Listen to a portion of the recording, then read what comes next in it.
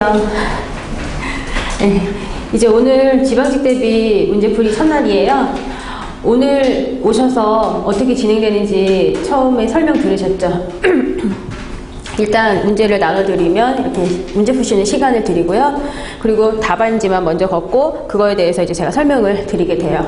원래는 제가 이 수업을 할 때에 되게 시간을 좀 조금 들었었어요. 그래서 국가직 대비 문제풀이 할 때 같은 경우 1시간 동안에 문제 풀고 뭐 설명하고 쉬는 시간까지 합하고 막 이러다 보니까 사실 제대로 우리가 쉬지도 못하고 되게 빡빡하게 진행이 됐잖아요. 설명도 많이 못하고요. 그래서 요번에는 좀 많이 힘들어 하시는 것 같아서 그렇게 빡빡하게 하지 않고 시간도 좀 넉넉히 들었어요. 한 20분 정도 문제 푸시는 시간 드렸고, 그리고 또 설명도 좀 충분히 좀 하고, 그런 다음에 쉬는 시간도 10분씩 따박따박 가질 생각이에요. 그리고서 그렇게 하고서 시간이 아마 한 40분 정도 남아요. 그러면 그 시간 동안에 약간 핵심 요약 정리 있죠. 핵심 요약 정리도 같이 할 생각이에요. 그런데 오늘은 이렇게 이제 진행을 하는 게 처음이다 보니까 워밍업, 어떻게 보면 워밍업이라고도 생각하시면 되겠고요. 문제 자체도 크게 많이 어렵게 출제를 하지는 않았어요. 항상 제가 첫날은 문제를 어렵게 내지는 않아요. 그런데도 불구하고 또 헷갈리는 게 있죠, 분명히. 그죠? 그래서 이제 우리가 이제 문제풀이를 그래서 지방직 같은 경우는 이제 하루에 이제 3회씩 이렇게 모의고사가 3회씩 진행이 되는 거예요. 3회 진행되고 나머지 시간에는 이론 요약 정리를 하는 시간으로 이제 오히려 그게 심적인 부담도 좀 덜 하실 것 같고 좀 덜 힘드실 것 같아서 이렇게 진행을 하도록 할게요. 그러면 그냥 바로 시작하도록 할게요. 먼저 이제 1번부터 보도록 할게요. 우리 첫날 첫 시간 문제라서 문제 특히 어렵지 않은 문제로 지금 구성이 됐죠. 그리고 이런 비슷한 문제 같은 경우도 우리가 만약에 국가직 대비 문제풀이라든지 이런 거를 푸셨으면은 아마 좀 본 것 같다라는 느낌이 아마 있으실 거고요. 비슷한 문제들을 우리가 되게 많이 다뤘었어요. 그리고 어차피 우리 재배학 같은 경우 범위 자체가 좀 넓진 않죠. 넓진 않은데 이번에 이제 국가직 같은 경우는 그나마 조금 어렵게 나왔어요. 한 번 더 생각해야 되게 이번에는 좀 나온 문제들이 조금 있긴 했었었는데 원래 그렇게 올해 국가직처럼 그렇게 한 번 더 생각해야 되는 문제가 좀 한 2개 이상 정도 되게 나오는 경우가 거의 없었어요. 지금까지는 뭐 1개, 뭐 많으면 2개 이랬는데 이번에는 나름대로 그래도 조금 어렵게 내려고 좀 많이 좀 신경을 쓴 것 같더라고요.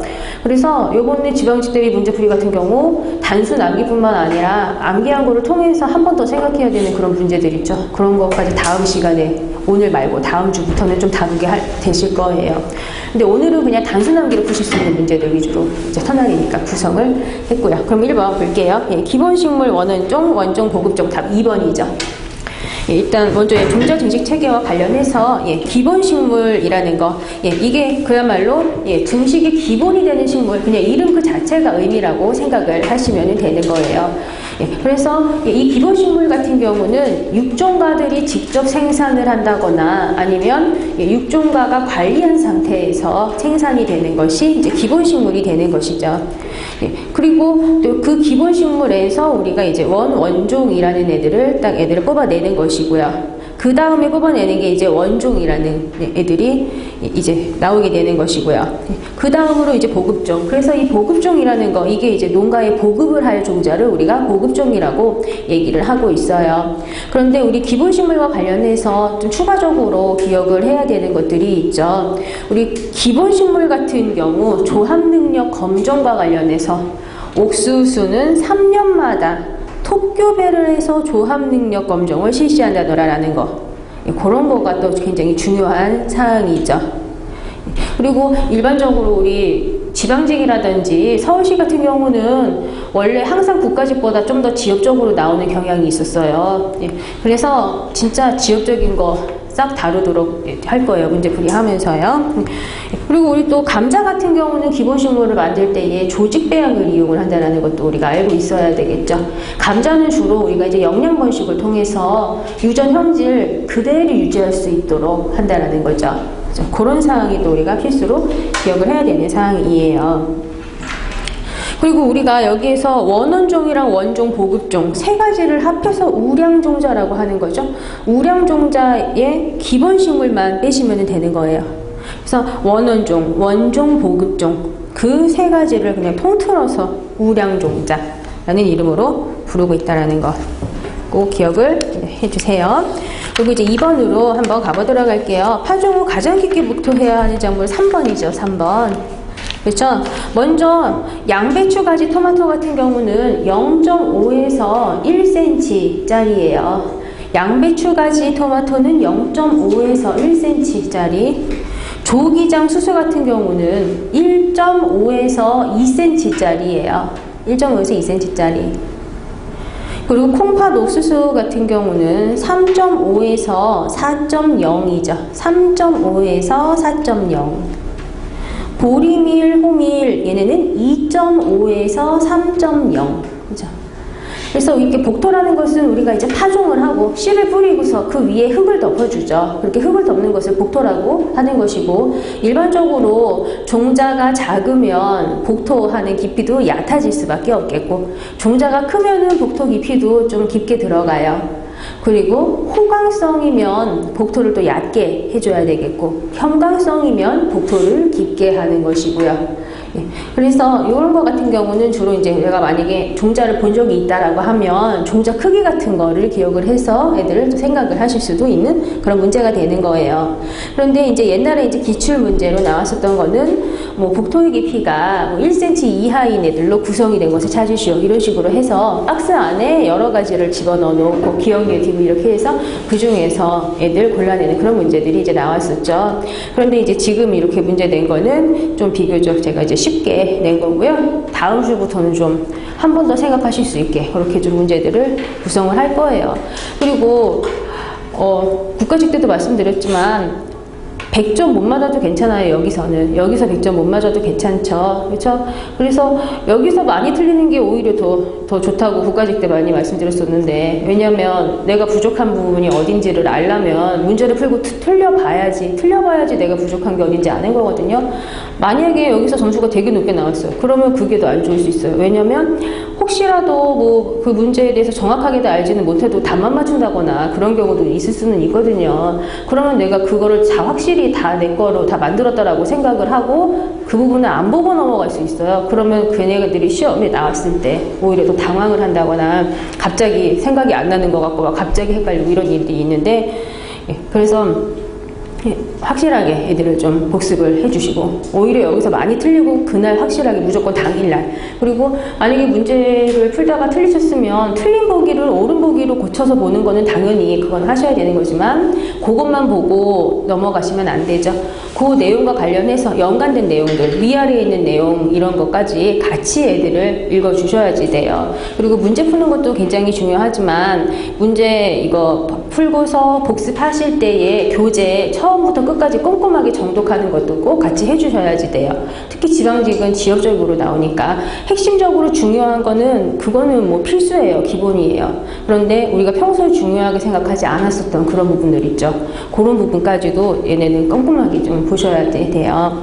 그리고 이제 여기 양배추 가지 토마토라든지 보리밀, 호밀 이런 애들 다 몇 cm짜리인지 애들을 기억을 해주시고, 얘네 말고 또 우리 단순히 그냥 종자가 보이지 않을 정도로만 하는 애들도 있어요. 종자가 보이지 않을 정도로만 복토를 하는 애들도 있어요. 굉장히 작은 소림 목초 종자들, 너무 작은 애들, 그런 애들은 뭐 너무 당연한 거고요. 파, 양파, 당근, 상추 같은 애들.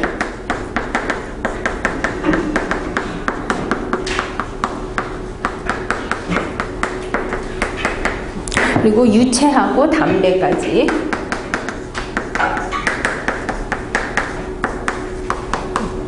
그래서 진짜 굉장히 작은 애들은 그냥 살살 그냥 뿌려서 그냥 흙 위로 걔네 종자가 노출되지 않을 정도로만, 날아가지 않을 정도로만 그렇게 하는 애들도 있고요.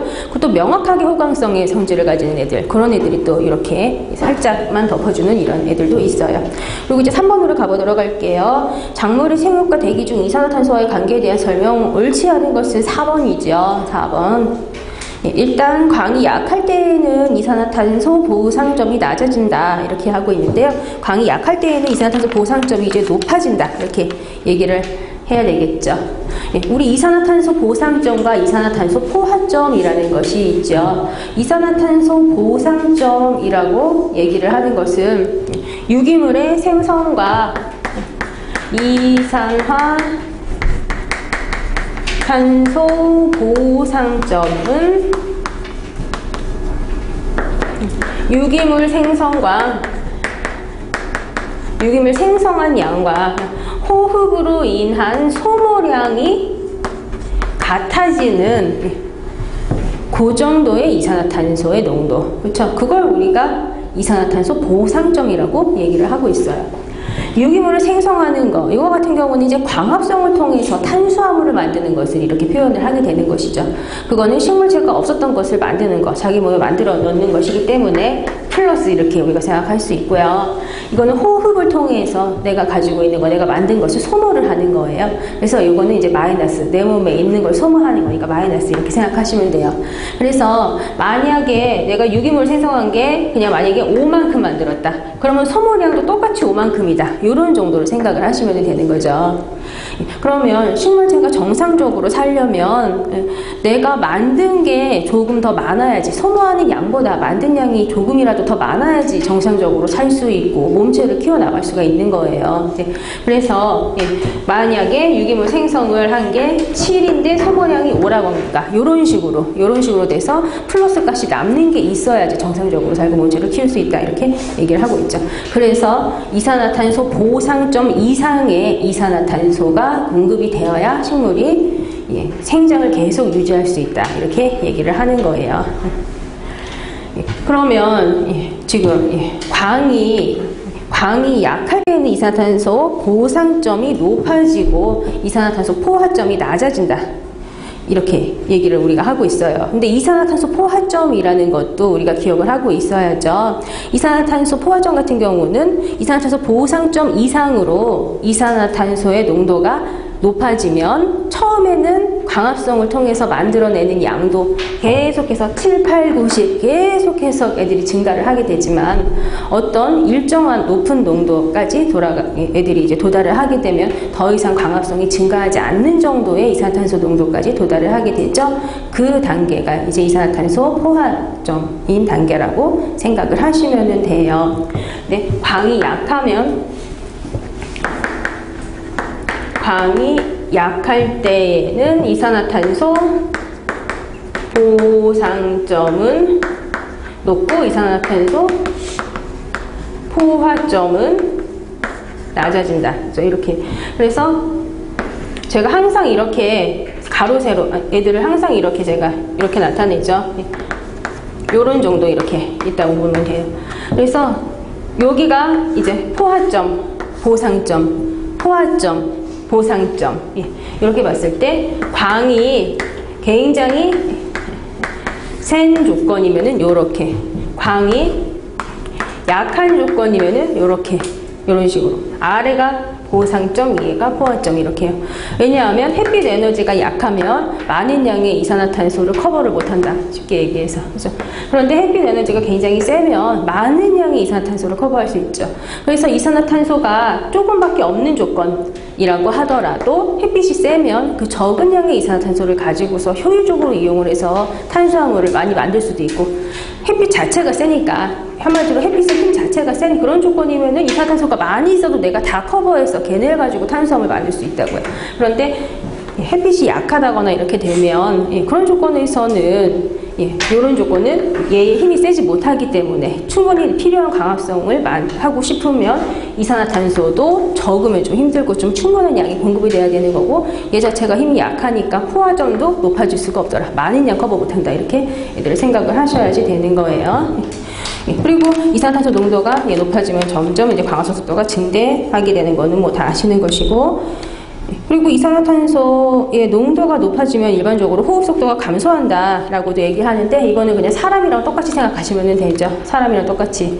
그래서 우리 사람도 이산화탄소의 농도가 높아진다거나 하게 되면은 호흡의 속도가 줄어드는데, 그건 사람만 그런 게 아니라 식물도 마찬가지라고 애들을 쉽게 생각을 하시면 돼요. 그러면 이산화탄소 농도가 높을수록 호흡을 많이 못한다라고 하면, 그건 한마디로 내 몸에서 소모되는 양이 점점 줄어든다, 줄어든다. 이렇게도 볼 수 있는 거예요. 그래서 탄산가스를 넣어줌으로써 과실 같은 거 저장을 하는 거, 그런 거에 우리가 많이 이제 활용을 하고 있죠. 그런 거 우리가 뭐라고 얘기를 하냐면 CA 저장, 이렇게 얘기를 하고 있어요. 이 CA 저장 같은 경우는 이산화탄소 농도를 높여주고, 그랬더니 호흡이 줄어든다더라. 그럼 호흡이 줄어든다라는 거는 소모량이 줄어든다라는 것이기 때문에 소모량이 줄어듭니다. 그래서 오랫동안 저장을 할 수 있게 한다는 거, 이거 꼭 반드시 우리가 같이 기억을 하고 있어야 되는 사항이죠. 그리고 장문의 이산화탄소 보상점은 대기 중 농도의 10분의 1에서 3분의 1 정도 이렇게 얘기를 하고 있고, 근데 이제 이산화탄소 포화점 같은 경우는 대기 중 농도보다 훨씬 높죠. 이산화탄소 포화점 같은 경우는 대기 중 농도의 7배에서 10배다라고 얘기를 해요. 이산화탄소 포화점은 대기 중 농도의 7배에서 10배 정도, 요 정도 된다라는 거예요. 그래서 대기 중 농도보다 훨씬 더 많은 양이 이산화탄소가 공급이 된다고 하더라도 쭉쭉 강합성을 더 지속해서 더 양을 많이 늘릴 수 있다는 것이죠. 그래서 이런 것을 생각을 했을 때 우리가 이제 탄산 시비라는 것도 할 수 있다는 것. 그래서 인위적으로 탄산 시비를 해줌으로써 강합성 양을 늘려서 수량을 증대를 시킨다거나 아니면 품질을 높여준다거나 하는 효과를 얻을 수가 있는 것이죠. 그리고 이제 4번으로 가보도록 할게요. 기지현상에 관한 설명, 옳지 않은 것은 2번이죠. 이 기지현상이라는 것. 기지현상이라고 하는 것은 연작을 했더니 작물의 생육이 안 좋아지더라. 그러면 그게 기지현상이라고 생각하시면 돼요. 연작이라는 것은 연속해서 병작을 하는 것이죠. 동일한 땅에서 똑같은 거 계속해서. 그렇죠? 그러면 약간 생육이 떨어진다라는 거예요. 근데 수익성이라든지 수요량이 크고 기지현상이 별로 없으면 연작을 하자. 이렇게 얘기를 해요. 그래서 돈을 많이 벌게 해준다거나 수요량이 굉장히 많다거나 그렇다면 당연히 여러 가지 조치를 취해서라도 당연히 이렇게 할 수밖에 없겠고, 또 별로 크게 문제 없으면 당연히 할 수 있는 거죠. 그래서 우리가 연작에 해가 적은 애들, 그런 것들도 우리가 알고 있어야지 되는데, 주로 우리가 주식으로 이용하는 애들이라든지 평소에 되게 많이 먹는 그런 애들이 주로 연작에 해가 적은 애들이 많이 들어가고 있어요. 그래서 벼하고 맹류 같은 애들, 그런 애들이 연작에 해가 적어서 계속 연작해도 되는 애들인 거고, 또 특이적으로 또 옥수수, 그렇죠? 옥수수라든지 고구마라든지 이러한 애들까지도 같이 기억을 하고 있으셔야지 되겠죠? 벼, 맹류, 옥수수, 고구마 같은 애들 기억을 해주시고요. 그리고 쑥과 토란, 참외, 강낭, 콩 5년에서 7년 휴작 아니죠? 3년짜리다 라는 거예요. 그러면 5년에서 7년 휴작이 필요한 애들이 있죠. 어떤 애들이냐면요, 수박까지, 완두, 우엉, 고추. 이쪽으로 가야 되겠네요. 5년에서 7년짜리. 5년에서 7년 휴작을 하는 것들은 수박, 가지, 완두, 우엉, 고추, 완두, 우엉, 고추, 토마토, 레드클로버, 사탕무, 토마토, 이거 글씨가 토마토, 레드클로버, 사탕무, 이런 애들이 이제 5년에서 7년 휴작을 하는 애들이에요. 그리고 쑥과 토란, 참외, 강낭콩 이런 애들이 3년 휴작을 하는 애들, 이렇게 얘기를 하고 있고요. 그럼 뭐 3년, 5년은 이렇게 다 얘기했고, 또 10년짜리는 딸랑 2개밖에 없다. 그렇죠? 그래서 10년 이상 하는 거는 아마하고 인삼. 10년 이상은 아마하고 인삼. 그럼 말 나온 김에 그냥 아예 뭐 1년짜리, 2년짜리까지 같이 아예 잡고 넘어가 볼게요. 그러면은 1년 휴작해야 되는 애는 쪽파, 시금치, 콩파, 생강. 쪽파, 시금치,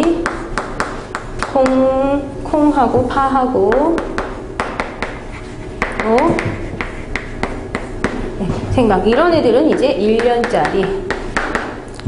2년짜리는 마, 감자, 잠두, 오이, 땅콩.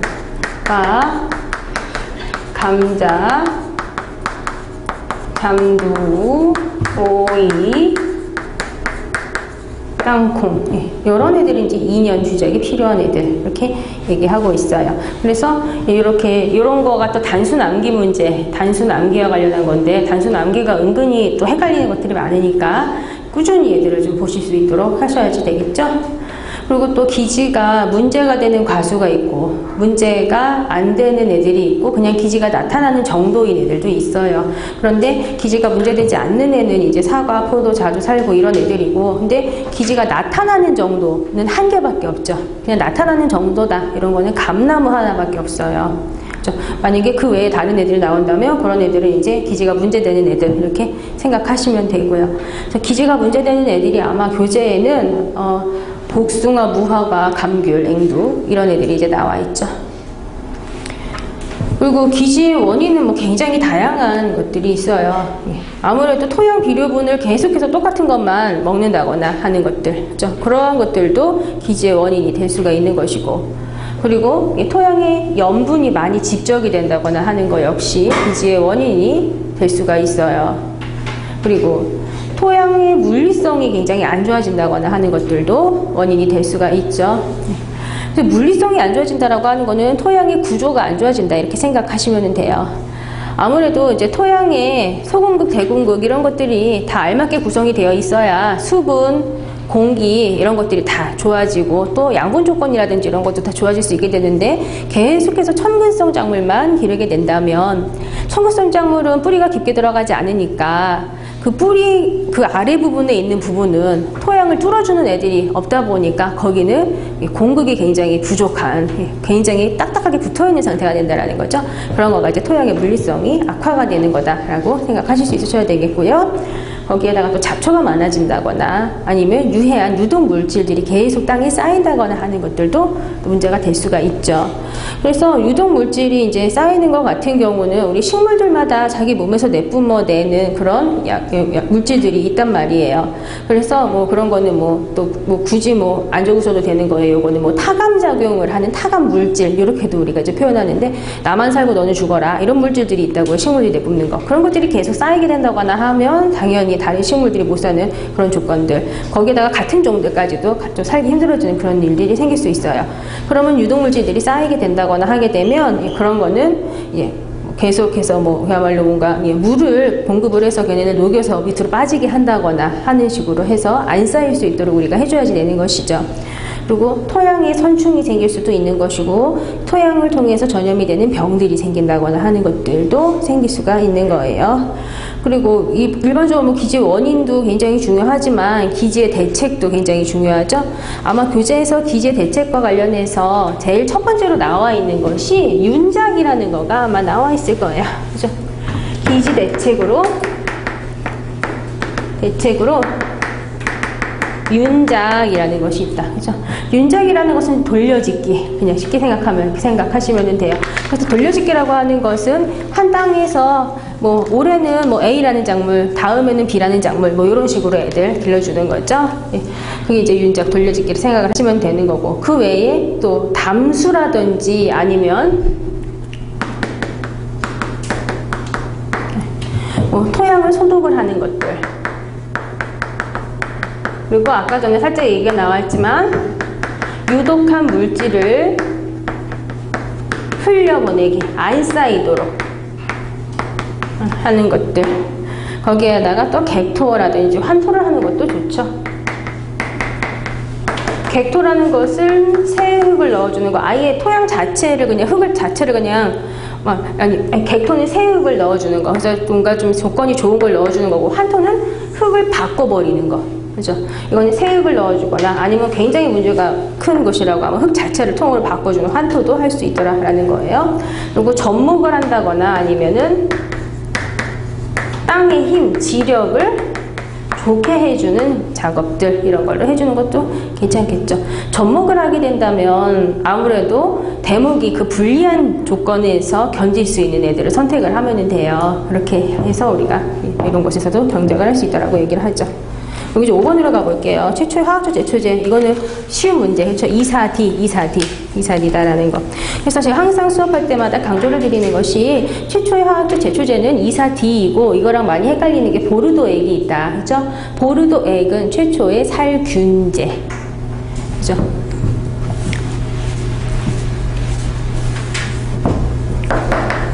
보르도액은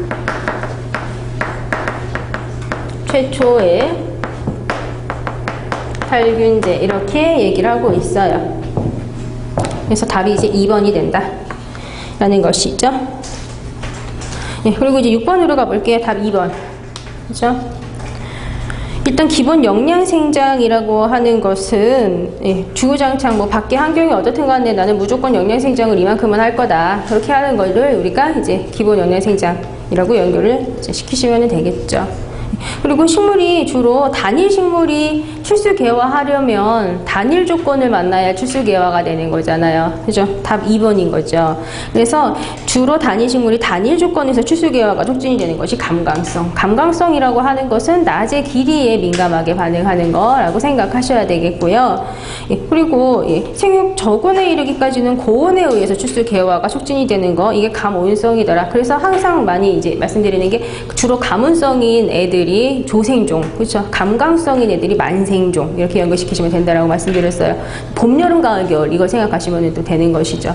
봄, 여름, 가을, 겨울 이렇게 들어가니까 한마디로 우리 설계도를 생각을 해보면 온도가 높은 시기가 먼저고 그 다음에 낮의 길이가 짧아지면서 온도가 또 떨어지잖아요. 그러다 보니까 온도가 높아질수록 금방 세시생장으로 넘어가는 애들이 먼저 반응을 하게 되는 것이죠. 그런 애들 생각하시면 되겠고요.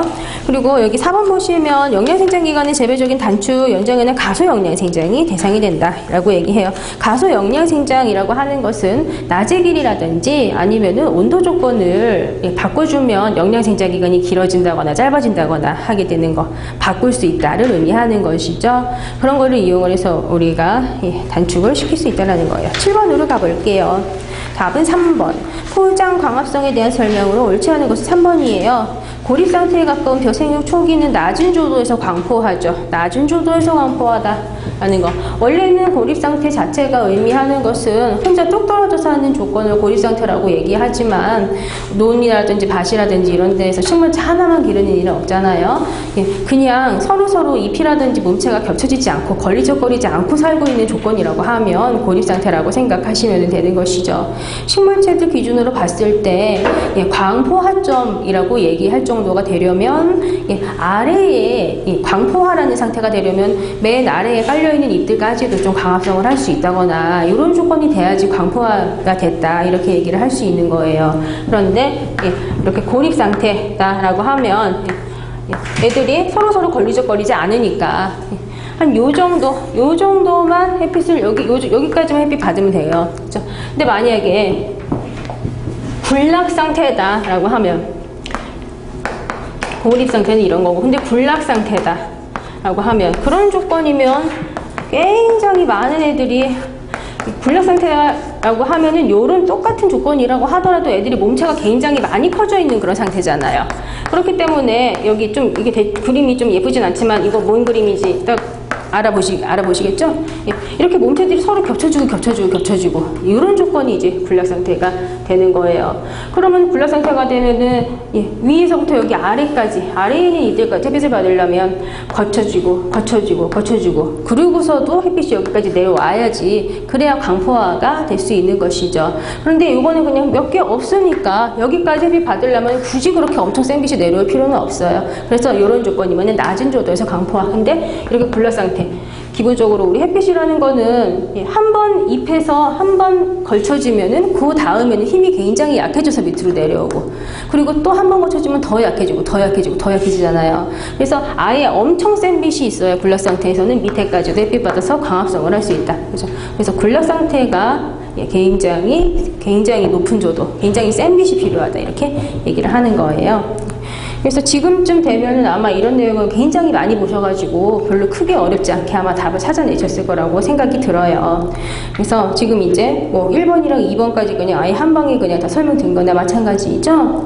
그리고 포장 동화 능력이라는 것은 총 연면적, 수강 능률, 평균 동화 능력의 이 세 개를 이제 곱한 것으로 표시가 된다라고 얘기를 해요. 포장 동화 능력이 의미하는 것은 포장 군락의 단위 면적당 광합성 능력이에요. 동화 능력이라는 것 자체가 광합성 능력이다 이렇게 생각하시면 되는 것이죠. 그리고 이 포장 상태에서는 식물체들 하나 사는 거 아니니까 굉장히 많은 애들이 사는 거고 또 잎도 굉장히 많이 있는 조건이기 때문에 그런 곳에서는 총 연면적을 이용을 해요. 근데 이 총 연면적 여기를 최적 연면적 그걸로 바꾸면 되게 그럴듯하거든요. 그래서 최적 연면적이 사실 제일 좋은 거긴 하죠. 제일 좋은 것이긴 하지만 이거는 단위 면적에서 단순히 얼만큼 광합성을 할 수 있냐를 보는 거기 때문에 우리한테 탄수화물을 가장 많이 만들 수 있는 조건을 물어보는 게 아니니까. 그죠? 그래서 이건 총 연면적이 들어간다는 거를 반드시 기억을 하고 계셔야 되겠죠. 그리고 수강 능률이라고 하는 것은 얼마나 햇빛을 잘 받냐 그것을 나타내는 게 수강 능률이에요. 그거는 수강 태세가 좋아질 수 있도록 우리가 관리를 해주면 수강 능률은 또 좋아지겠죠. 그래서 수강 태세와 관련해서 무기 양분 같은 경우는 이제 특히 벼 같은 경우는 이제 규소 같은 거를 굉장히 중요하게 우리가 생각을 하고 있는 것이고요. 그리고 평균 동화 능력이라고 하는 것은 잎 자체가 광합성을 잘할 수 있냐 이런 걸 의미하는 거다라는 거. 그래서 잎 자체가 건강하고 튼튼하게 만들어주면 돼요. 그래서 물 부족하지 않게 해주고 무기양분 부족하지 않게 해주고 그렇게 했을 때 평균 동화 능력이 좋아진다라고 얘기를 하는 것이죠. 그리고 이제 8번으로 가볼게요. 일장효과의 농업적 이용에 대해서 설명 옳죠. 4번 하죠.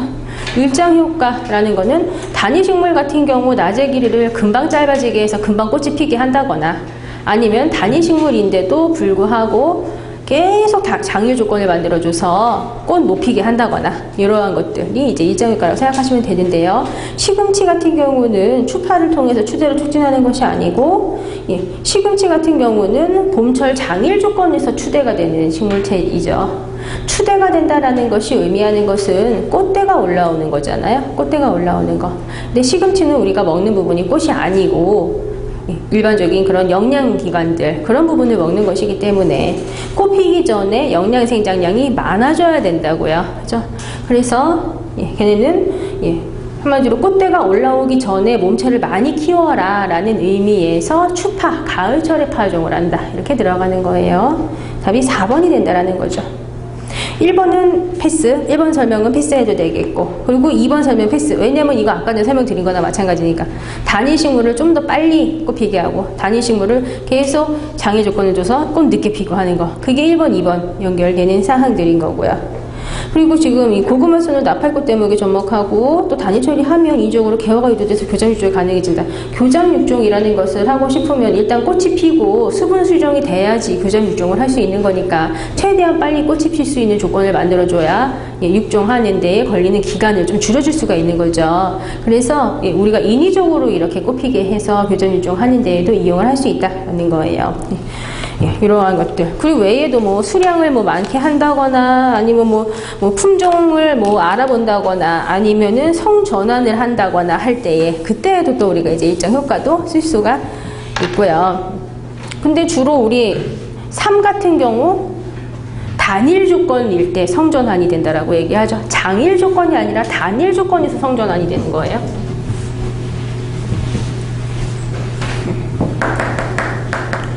같은 경우 단일 조건에서 성전환이 된다. 이렇게 얘기를 하고 있어요. 그래서 보통 얘네들 같은 경우 암은 X, 수는 XY 염색체 조성이 이렇게 이제 되어 있다라고 얘기를 하거든요. 근데 일반적으로 단일 조건이 되게 함으로써 숫꽃이 XX 개체의 숫꽃이 된단 말이에요. XX 개체의 숫꽃이 된다고요. 그러면 보통 XX인 암꽃이랑 XX 개체의 숫꽃을 교배를 하게 되면 그냥 전부 다 암구루만 나오게 된다는 거죠. 한마디로 단일에 의해서 암구루가 수구루로 바뀌었다라는 거예요. 그러면 암구루라기보다 암꽃이 숫꽃으로 바뀌었다라는 거죠. 암꽃이 숫꽃으로 바뀌었다라는 거. 그러면 그런 조건이면은 겉모습은 숫꽃인데도 불구하고 바뀌는 염색체 조성은 아직까지 그냥 XX인 상태가 유지가 되고 있는 상태니까요. 원래 일반적으로 그냥 모든 식물들이 주로 탄수화물이 충분한 조건에서 주로 암꽃이 많이 형성이 되고요. 탄수화물이 부족한 조건에서 주로 숫꽃이 많이 형성이 돼요. 원래 식물들 자체가 그런 성질을 많이 가지고 있어요. 우리 보통 암꽃과 숫꽃의 역할을 한번 생각을 해보시면 숫꽃 같은 경우는 꽃가루를 만들어서 뭐 날려주거나 공급해주면 사실 자기 할 일이 끝난 거죠. 그런데 암꽃 같은 경우는 어때요? 꽃이 피고서 종자하고 열매를 만들어야 돼요. 그런데 그 종자하고 열매를 만들기 위해서는 상당히 많은 양의 탄수화물이 필요하단 말이에요. 상당히 많은 양의 탄수화물이 필요하기 때문에 탄수화물의 공급이 굉장히 잘 되는 부분들 있죠. 그런 부분들에서 주로 암꽃이 많이 만들어지고요. 탄수화물이 부족하다거나 그런 곳이 어쩔 수 없이 숫꽃으로 되는 그런 경향이 많이 있어요. 이게 이제 일반적인 식물들 특성이에요. 그래서 그걸 같이 기억을 해두시면은 아마 좀 많이 여기저기에 적용이 되실 거예요. 그리고 이제 9번으로 이제 한번 가볼게요. 화성 유도의 주요 요인에 속하지 않는 거. 화성을 유도한다는 것은 이제 꽃피게 하는 거죠. 쉽게 얘기하면은요. TR율, 그렇죠? TR율이 의미하는 것은 지상부와 지하부의 비율인 거죠. 그죠? 식물체 지상부와 지하부의 비율, 그게 TR율이에요. 그런데 지상부가 많이 발달했냐, 지하부가 많이 발달했냐, 그게 결정적으로 꽃피는 데 영향을 끼치는 것은 아니다라는 거. 그러면 CN율은 굉장히 영향 많이 끼치죠. CN율이 높아야지 꽃이 잘 핀다. 금방 생식생장으로 넘어간다. 이렇게 얘기하잖아요. 그리고 식물 호르몬 굉장히 중요하죠. 지베렐린이라든지 옥신이라든지 이런 것들. 그죠? 그래서 지베렐린, 옥신 이런 것들이 또 충분하게 있으면 또 꽃이 잘 피는 것이고, 일장육관 말할 필요도 없죠. 단일 식물은 단일 조건이 돼야지 꽃이 잘 피고, 장일 식물은 장일 조건이 돼야지 꽃이 잘 피고. 그죠? 그리고 이제 10번으로 이제 한번 가보도록 할게요. 그리고 그 외에 온도 조건도 중요한 거는 또 기억을 하고 계셔야 돼요. 온도는 버널리제이션을 생각하시면 되는 거죠. 온도는 버널리제이션. 그렇죠? 온도도 영향 끼치는 거예요. 그리고 이제 10번 가볼게요. 자큐법에 대한 설명 옳지 않은 것은 4번. 자큐라고 하는 것은 그야말로 이랑 만드는 거. 그렇죠? 그걸 이제 우리가 자큐라고 생각하시면 돼요. 근데 평휴라고 하면은 이랑이 평평해요. 평휴. 그렇죠? 그렇게 들어가는 것이고. 그리고 이제 이건 건조라든지 스페어가 동시에 완화되고 채소 밥표 등에摂取되고, 휴리 구파.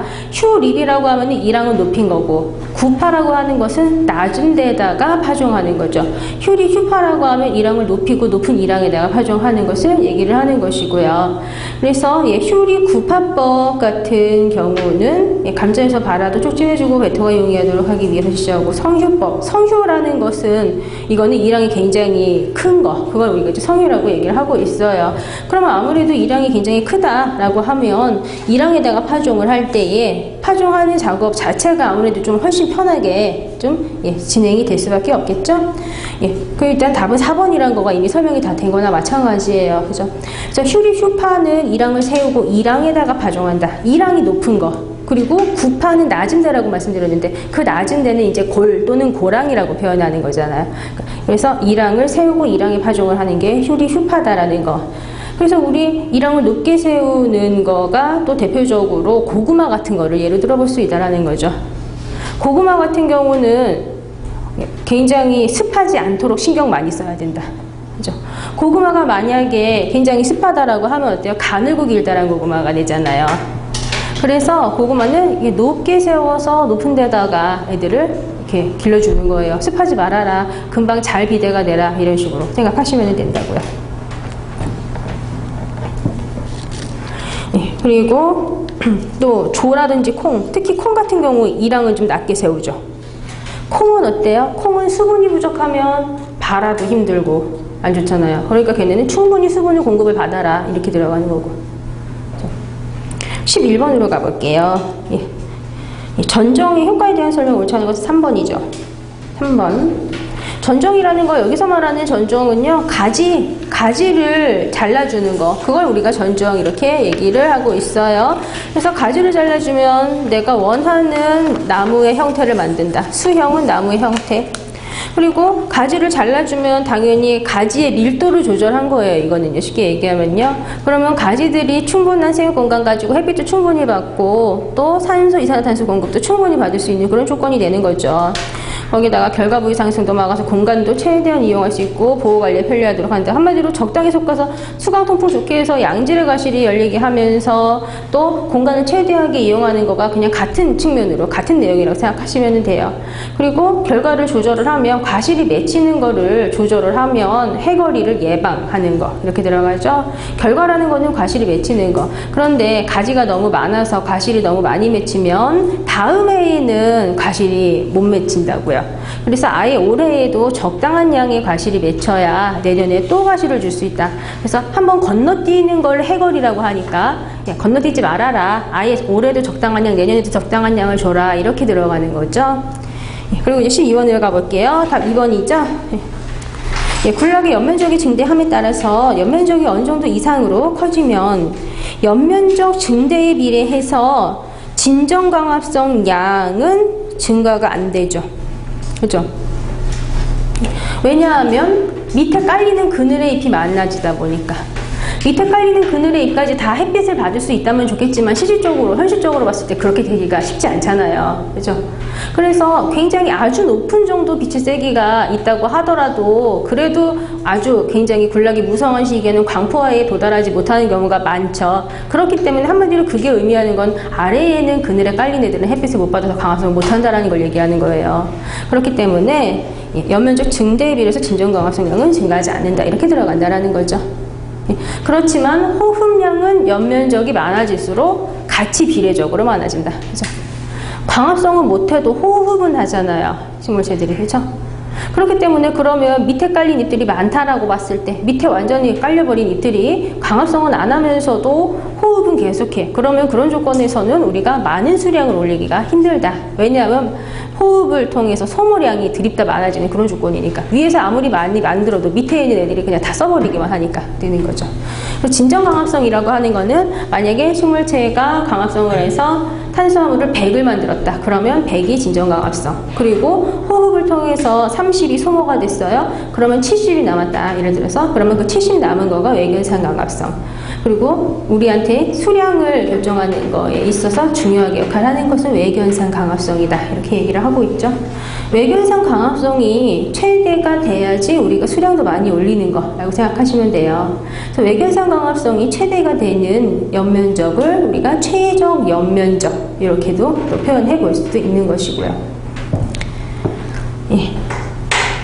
그리고 최적 연면적 지수가 크다라고 하면 당연히 건물생 이상 양이 많아져서 수량 증대시킬 수 있다는 거죠. 지금 최적 연면적 지수가 크다라는 거는 굉장히 잎이 많은 조건에서 나한테 최대 수량을 준다더라 이런 걸 얘기하는 거예요. 잎이 조금인 조건에서 그곳에서 줄 수 있는 최대 수량을 주는 거랑 잎이 많은 조건에서 면적이 똑같다라고 봤을 때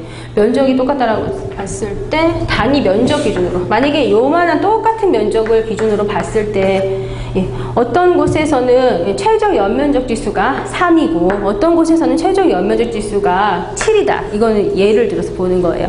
그러면 어떤 식물체는 요 똑같은 공간에서 이만큼일 때의 최대의 광합성 양이 나온다라고 하는 거는 4, 5, 6, 7 요런 거는 한마디로 마이너스 값만 들이다 커지는 조건이라는 거잖아요. 지금 밑에서 광합성은 못하지만 호흡을 통해서 다 빠져나가는 그런 양이 더 굉장히 많이 부분 차지하는 그런 기준이에요.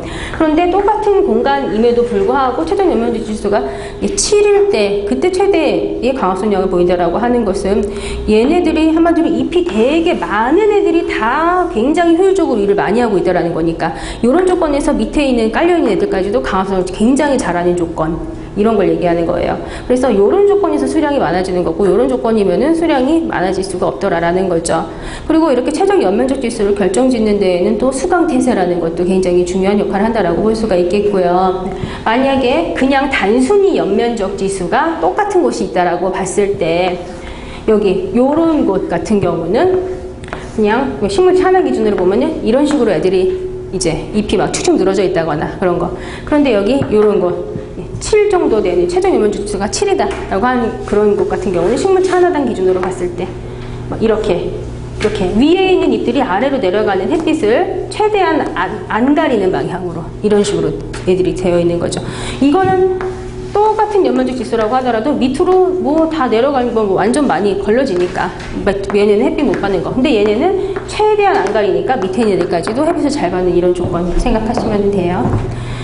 네, 그래서 이제 12번의 답은 2번이고요. 13번으로 가보도록 할게요. 종묘로 이용되는 영양기관과 해당 작물이 바르게 짝지어진 것은 4번이죠. 날이 마늘이 비늘줄기. 그러면 1번 보시면은요, 마하고 포도나무는 눈. 마하고 포도나무는 눈. 근데 마 같은 경우는 덩이 뿌리도 이용할 수 있어요. 마는 덩이 뿌리도 이용할 수 있어요. 근데 포도나무는 눈. 아니면 포도나무 같은 경우는 눈 아니면은 지상부에 있는 줄기, 지상경. 그죠? 그렇게 둘 중에 하나 이렇게 들어가야죠. 그리고 덩이줄기라고 하는 것은 지금 박하하고 호프가 나와 있는데 박하하고 호프는 땅속 줄기. 그런데 덩이줄기는 감자토란 같은 애들. 감자토란 이런 애들이 덩이줄기예요. 덩이뿌리 같은 경우는 덩이뿌리는 뭐 아마 다 아시겠지만 고구마 그렇죠? 고구마라든지 아니면 뭐 다알리아, 마 이런 애들이 이제 덩이뿌리 이렇게 들어가는 거예요. 답은 이제 4번이 된다는 거죠. 그래서 이것도 단순 암기예요. 이것도 단순 암기. 그죠? 그래서 이렇게 단순 암기로 하는 것들, 이런 것들도 우리가 잘 기억을 하고 있어야 되는 것들이 되고요. 그리고 이제 14번으로 가볼게요. 답 3번. 기본적으로 자발적 휴면과 타발적 휴면을 통칭 2차 휴면이라고 하는 게 아니라 1차 휴면. 그죠? 자발적 휴면이라고 하는 것은 종자 자체에 문제가 있어서 종자가 싹이 안 나는 거. 그리고 타발적 휴면이라고 하는 것은 종자는 문제가 없는데 환경적인 요인이 뭔가 문제가 있어서 싹이 안 나는 거. 그걸 우리가 타발적 이렇게 생각하시면 돼요. 자발적, 타발적을 다 합해서 1차 휴면 이렇게 얘기를 하는 것이죠. 예. 그러면 이제 2차 휴면이라고 하는 것은 뭐냐면 휴면하지 않는 종자다라고 했을 때 걔가 만약에 안 좋은 환경 조건에 놓이게 되면 싹이 안 나요. 어쩔 수 없이. 그죠? 그러면 환경 조건을 좋게 만들어주면 싹이 나는 게 정상이거든요. 근데 환경 조건을 좋게 만들어줬음에도 불구하고 싹이 안 났네? 이러면은 그게 2차 휴면 이렇게 들어가는 거죠. 원래 휴면하지 않는 종자라고 하더라도 환경이 안 좋아서 싹이 못 나고 있었어요. 그런데 걔를 환경이 안 좋아져서 싹이 못 나니까 좋은 조건으로 만들어줘야지 하고 좋은 조건으로 만들어줬는데도 싹이 안 나. 그게 2차 휴면이다 라는 얘기예요.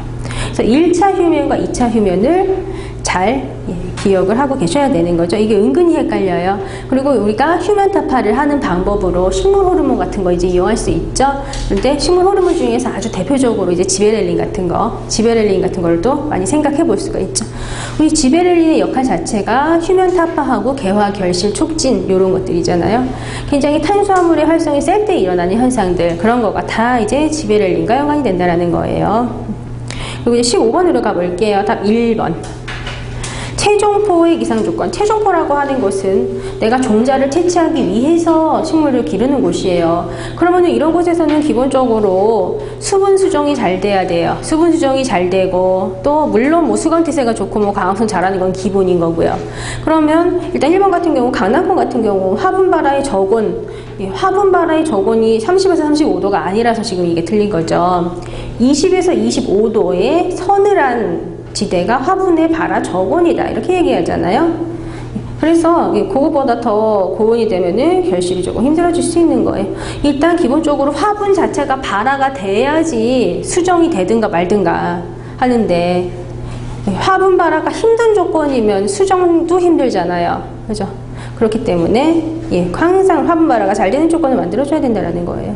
20에서 25도라는 거 꼭 기억하고 계셔야 되겠고, 거기에다가 꽃 피는 시기에 강우량이 여기 2번 같은 경우도 보시면 양파는 한 150ml 이하여야 된다라고 얘기하는데, 꽃 피는 시기에 강우량이 되게 많다거나 하면 아무래도 그런 조건에서는 꽃 피기도 힘들겠고 수분 수정도 힘들잖아요. 기본적으로 종자가 만들어지는 첫 번째가 꽃 피고 수분 수정이 일어나는 건데 그 자체가 다 힘들어지는 조건이 되기 때문에 그런 조건에서는 비가 너무 많이 오면 안 되겠죠. 그럼 배수가 양호한 양토가 좋고 이런 거는 뭐 모든 애들 다 적용이라고 생각하시면 되는 것이고, 4번도 마찬가지예요. 기온이 어떠냐에 따라서 1번이랑 연관되는 거죠. 기온 조건에 따라서 화분 발화가 되냐 안 되냐, 이게 굉장히 민감하게 영향받는 것이기 때문인 거고요. 16번으로 이제 가볼게요. 이식의 이로운 점에 대해 설명 옳지 않은 것은 4번이죠. 이식이라는 것은 옮겨 심는 것을 이식이라고 얘기를 하고 있어요. 작물체를 옮겨 심으면 좋은 점도 있고 안 좋은 점도 있어요. 아무래도 만약에 내가 살고 있는, 원래 어떤 땅에 살고 있는 애를 옮기려면은 캐내 가지고 옮겨야 되잖아요. 그러면은 캐내는 그런 조건에서 어쩔 수 없이 뿌리 자체가 다칠 수밖에 없어요. 그런데 그렇게 뿌리가 다쳤을 때에 재생이 잘 되는 애들이라고 한다면 세근이라든지 뿌리털이라든지 이런 것들이 굉장히 잘 나오게 돼요. 그래서 오히려 그렇게 세근 뿌리털이 잘 나오는 그런 애들은 이식을 하면 옮겨 심었을 때 금방 자리도 잡고 해서 크게 무리가 없는데, 뿌리가 다쳤을 때 재생이 잘 안 되는 애들은, 그런 애들 같은 경우는 내가 옮겨 심으려고 땅에서 캐내면은 상처가 생겼는데 아물지를 않으니까 오히려 좀 생육이 좀 문제가 생길 수가 있단 말이죠. 그런데 그렇게 상처가 잘 아물지 않는 그런 특징을 가지는 대표적인 애들이 주로 직근성의 성질을 가지고 있는 애들이 되는 거죠. 그래서 여기 4번 보기에 있는 무, 당근, 우원 같은 이런 직근성인 애들은, 얘네는 뿌리가 손상이 되면 근개 발육이 좀 힘들어지는 그런 애들이라고요. 새로운 잔뿌리가 밀생하지 못해요. 얘네는요. 답이 4번이 되는 거예요. 4번. 그리고 여기 1번 보시면 온상에서 보온육묘를 할 때에는 생육기간이 또 연장이 돼서 중수도 기대할 수 있고, 거기에다가 또 초기 생육이 또 촉진이 된다거나 하는 효과도 볼 수 있고요. 또 기본적으로 원래 논이나 밭이라든지 이런 데에서 다른 애들을 기르고 있으면 잠깐 다른 데서 애들을 길렀다가 원래 길러야 되는 땅에서 애들 수확하고 또 옮겨 심을 수 있다라는 거. 이게 이제 한마디로 땅을 효율적으로 이용을 할 수 있다라는 거랑 또 연결이 되는 것이고요. 또 이식을 하면은 경해배도장이 억제된다라고 하는데요. 이식을 하면은 아무래도 뿌리가 상처가 났으니까 재생이 되기 위해서 뿌리로 양분이라든지 탄수화물이 많이 갈 수밖에 없잖아요. 그러면 당연히 윗부분으로는 양분이 많이 안 가요. 그러다 보니까 비정상적으로 길어지는 도장이 안 되는 거죠. 그래서 좋은 거예요. 그런 이제 좋은 점들이 있다라는 거예요. 그리고 이제 17번으로 가볼게요. 답 4번. 이것도 어떻게 보면은 이제 보너스 문제라고 볼 수 있어요. 그렇죠? 삽목을 할 때에 밝은 촉진을 도와주는 식물 호르몬을 써야 되는데요. 옥신류를 쓰잖아요. 키네틴이 아니라 옥신류를 써야죠. 그래서 IAA라든지 NAA 같은 옥신 같은 애들을 처리해야지 삽목 발근이 잘 된다라는 거예요. 항상 말씀을 드리는 게, 우리가 삽목을 할 때에 루톤 분재라고 하는 하얀색 가루를 많이 묻힌다라고 얘기해요. 그게 옥신계, 이렇게 말씀드리고 있어요. 답은 4번이죠. 그리고 또 여기 1번 보시면은요, 밝음 및 활착, 인공용량 번식에서 밝음 및 활착이라고 이제 얘기를 하게 되는데, 1번 보기는 이렇게 영록소 형성이 억제되고 황화된 부분, 이런 데서 뿌리가 잘 나와요. 그래서 항상 우리 뿌리가 나오는 조건, 뿌리가 잘 나오는 조건도 CN율이 높은 조건인 거예요. 발근이 잘 되는 조건도 CN율이 높은 조건이 되는 거예요. 그래서 녹색이 진할수록 그 부분은 질소가 많은 부분, 이렇게 생각하시면 된다고 했죠. 녹색이 별로 없고 황색이 되고 이런 조건 같은 경우는 한마디로 CN율이 높은 조건이에요. 질소가 많지 않은 조건인 거라고요. 그래서 질소가 그쪽으로 많이 못 몰리게 함으로써 CN율을 높여서 발근이 잘 되게 할 수 있다는 거죠. 그리고 CN율을 높이기 위해서 우리가 설탕물에 담그는 조치를 취하기도 하죠. 그게 교재에는 자당에게 침지한다, 이런 식으로 우리가 표현이 되고 있고요. 그리고 여기 2번 보시면 호두나무 같은 경우는 접목 후 대목과 접수에 석회를 바른다 이렇게 얘기를 하고 있어요. 기본적으로 삽목이든 접목이든 무조건 건조해지면 끝이에요. 건조해지면 끝. 그죠? 그래서 얘네들 같은 경우 이렇게 석회를 발라줌으로써 증산이 너무 과하게 되는 것을 막아주는 거죠. 증산이 과하게 되면은 건조해지는 거예요.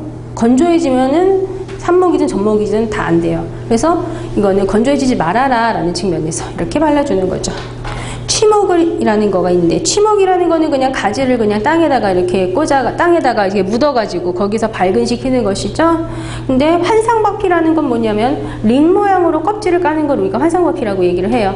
그러면 그렇게 상처가 생겼다라고 하면 상처 생긴 부분을 치유하기 위해서 치유 호르몬이라든지 아니면 탄수화물이라든지 그런 애들이 그쪽으로 몰려오잖아요. 그래서 걔네를 이용을 해서 또 뿌리가 나오는 현상이 생기는 것이고요.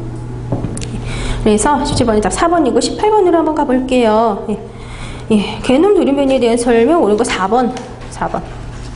일단 우리 정배수체 대부분은 거의 이질배수체가 많다 이렇게 들어가야죠. 거의 이질배수체가 많고요. 동질배수체는 10% 미만이에요. 거기에다가 바나나는 3배체고 감자가 4배체예요. 그리고 배수체가 생기는 원인은 체세포 분열을 할 때 복제가 된 잠의 염색 분체가 분리가 안 됐을 때, 그죠? 분리가 안 됐을 때, 아니면 감수 분열이 안 된 배우자끼리 수정이 됐을 때 이렇게 들어가는 거죠.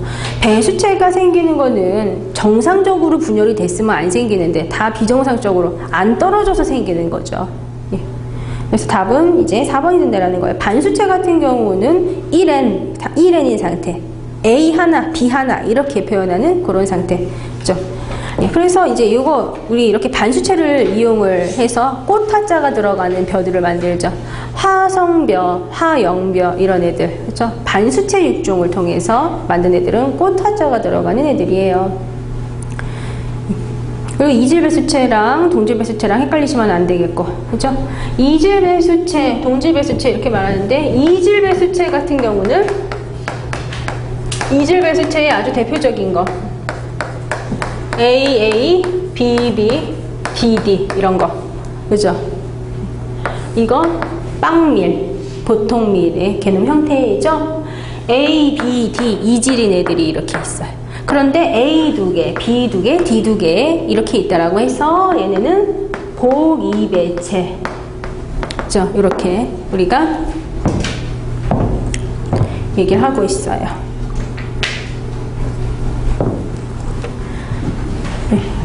그리고 동질배수체 같은 경우는 그냥 뭐 A만 4개, B만 4개 이런 것들이 그런 것들이 동질배수체죠. 근데 동질배수체는 임성이 별로 좋지 못하다, 그죠? 기본적으로 이렇게 이질배수체 같은 경우는 어때요? 이질배수체 같은 경우는 이렇게 들어 쉽게 얘기하면요, 이런 식의 애들이 배열이 이렇게 된다고요. 그래서 감수분열할 때 이렇게 반으로 애들이 갈라질 수가 있다고요. 근데 동질배수체 같은 경우는 A만 4개만 돼. 이런 식이에요. 이런 식으로. 그러면 이런 애들 같은 경우 원래 이렇게 서로 이제 감수분열이 될 때에는 정확히 그 반 지점인 요 지점을 딱 애들이 이제 캐치가 돼서 갈라지게 되는 건데, 똑같은 애들이 너무 많이 있으면 어디가 정확히 반을 가르는 부분인지가 구분이 힘들어요.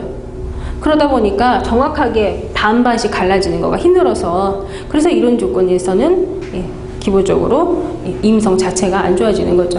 정확히 감수분열이 깔끔하게 일어나야지 임성이 좋은 건데 쟤네는 그게 힘들어요. 그죠? 다가염색체가 만들어지기 때문에 이렇게 얘기하는 거죠. 동질배수체는 감수분열할 때 다가염색체가 만들어진다. 다가염색체 만들어지는 이유가 정확히 반을 딱 갈라가지고 이렇게 애들을 구분해주기가 힘들기 때문이에요. 그리고 이제 19번으로 가볼게요. 낙과에 대한 설명 옳지 않은 거 3번. 낙과라는 것은 과실이 떨어지는 것이 낙과인데요. 원래 옥신, 사이토키닌 이런 애들은 전부 다 낙과를 억제하는 방향. 이렇게 들어가는 거죠. 그리고 뭐 당연히 후풍 공충해 때문에 떨어질 수도 있고, 수정이 안 되면 또 낙과가 될 수 있고, 저온을 만나면 또 낙과가 될 수도 있더라. 그런데 사이토키닌이랑 옥신 얘네 외에도 또 칼슘 이온 같은 경우도 낙과를 억제하죠. 근데 에틸렌하고 ABA 그런 애들이 이제 낙과를 촉진하는 거. 에틸렌과 ABA가 낙과를 촉진한다. 이렇게 들어가는 거고요.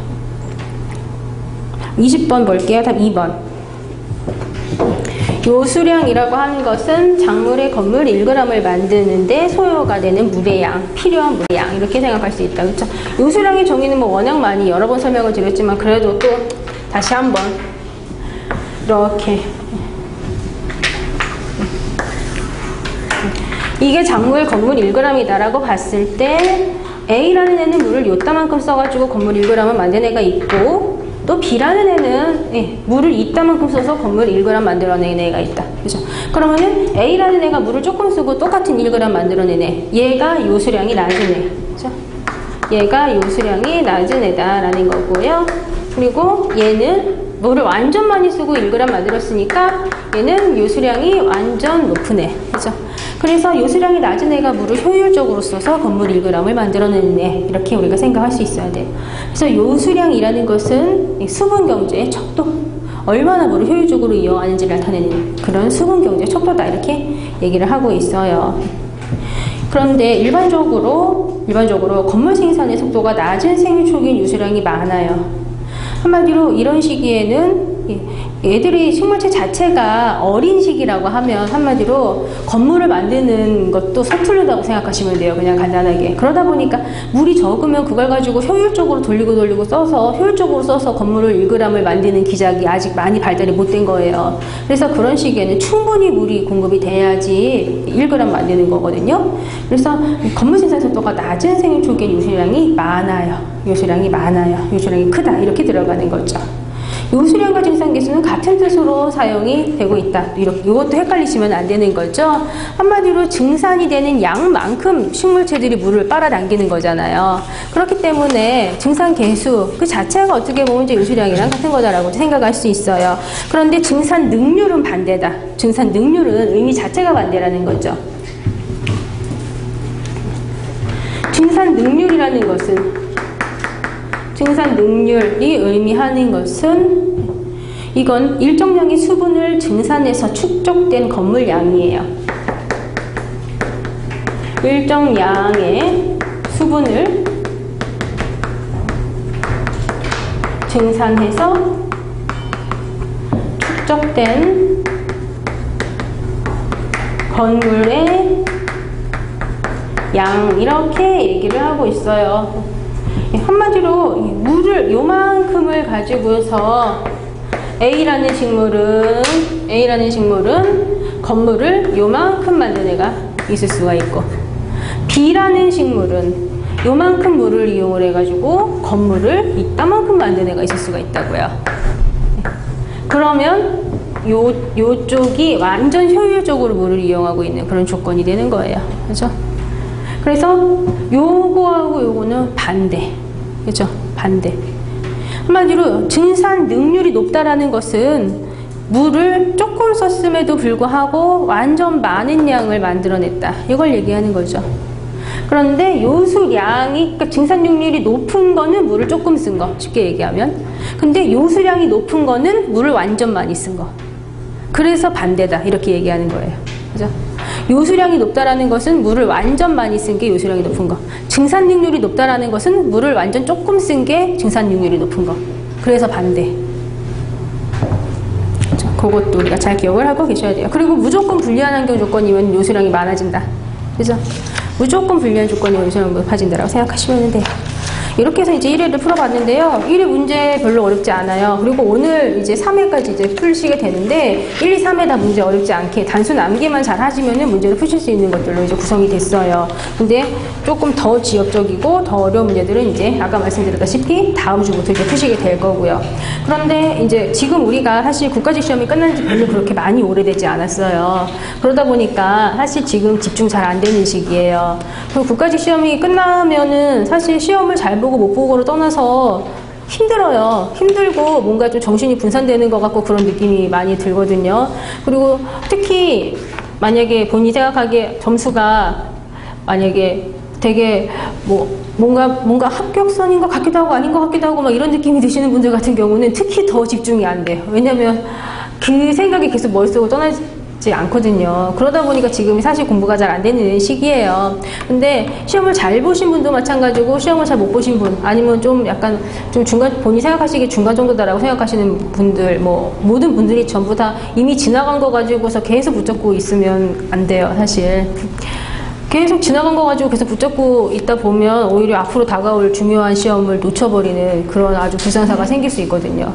그러니까 지나간 거를 잘 보셨으면은 앞으로도 꾸준히 잘 보실 수 있게 더 노력을 하시면 되겠고, 만약에 본인이 생각하시기에 지나간 게 너무 아쉽다라고 생각이 드시면 다음번에 돌아올 시험에서는 만족할 만한 점수를 얻으실 수 있게 지금 빨리 마음을 다잡고 공부를 하셔야지 돼요. 그 지금 되게 중요한 시기예요.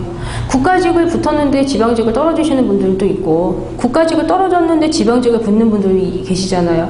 그분들의 차이는 국가직 시험 끝나고서 지방직 시험 때까지 시간을 어떻게 썼냐, 그게 굉장히 중요하게 많이 좌우하더라고요. 그래서 지금 남은 기간을 우리가 효율적으로 쓸 수 있도록 좀 많이 노력을 해야 되겠고요. 그리고 우리 수업이 이제 오늘 시작을 해서 7주 과정인 거는 아시죠? 7주 과정으로 진행이 되는 거예요. 혹시 모르실까봐 확인 차원에서 이제 말씀드린 거예요. 그러면 이렇게 하고 10분 쉬었다가 들어갈게요.